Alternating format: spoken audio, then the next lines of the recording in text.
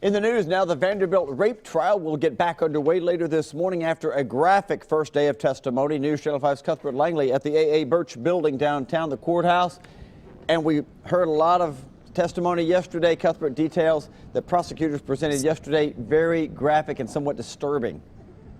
Yeah, Steve, it was very unrestrained yesterday, very uncomfortable at times as well. If this is any indication of how the trial will go, it will definitely be a very compelling next few days as this case continues against the two former Vanderbilt football players accused of raping a girl in the dorm back on June 2013. Now, the attorneys held nothing back as they began to lay out their plan for how they are going to pursue this case. The prosecution walked through in explicit detail what happened to the victim the night Brandon Vandenberg and Corey Beatty allegedly raped her in a dorm room, all while the victim herself was just a few feet away in the courtroom. This case has seen it all, and those dramatics continued yesterday when defense attorneys called for a mistrial during the opening statements. However, that request was denied. Still, though, the prosecution had some strong words and made some serious allegations against two of the four men accused of raping that girl.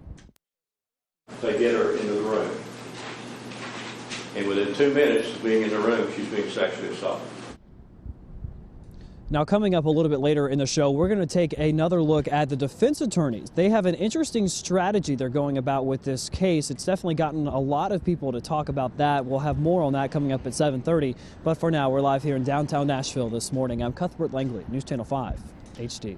Cuthbert, thank you very much. And a Laverne woman is in jail accused of killing her newborn daughter. It started on September 3rd when police responded to a home on Old Nashville Highway. They had received a call that a woman was unresponsive. EMS rushed Shanikia Parks to Stonecrest Medical Center in Smyrna. After an exam, doctors determined that she had given birth. Police went back to her home where they discovered the baby's dead body. A grand jury indicted Parks on Monday, and she faces felony murder and child abuse charges. An update this morning about that huge fire we showed you as our breaking news yesterday morning at the auto salvage yard up in North Nashville. Remember the video? This was amazing. Fire investigators say they do not believe this blaze was intentionally set. At first yesterday, they thought that might have been the case. Now, They say it was probably caused by someone burning something on the property. Smaller fire became a bigger fire, went from car to car to car. Several autos at the 4-lane auto salvage lot are now torched on West Trinity Lane. Fire crews remind everybody open burning is not allowed in Davidson County. The budget and Nashville's growth will soon be in the hands of someone else. Of course, Mayor Carl Dean cannot run again because of term limits, but we're just 8 months away from the mayoral election, and today's going to be your first chance to hear from some of the candidates. Matthew Torres joins us live downtown this morning. And Matthew, their big focus is going to be on the economy and keeping it growing.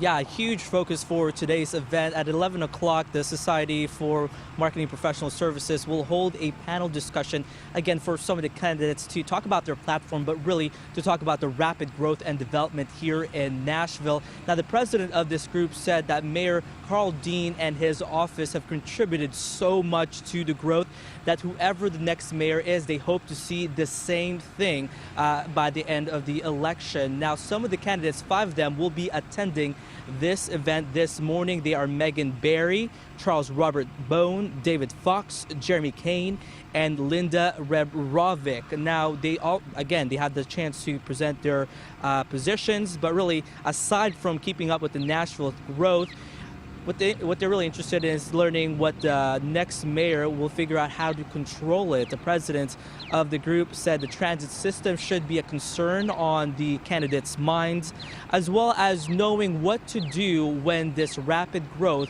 comes to a slowing pace.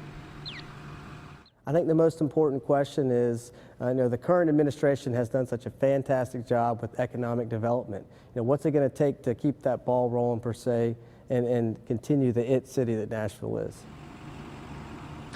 Again, this event is at 11 o'clock. If you are interested, there are still some advance tickets available until 10 o'clock on the website at smpsnashville.org. The mayoral election is this August.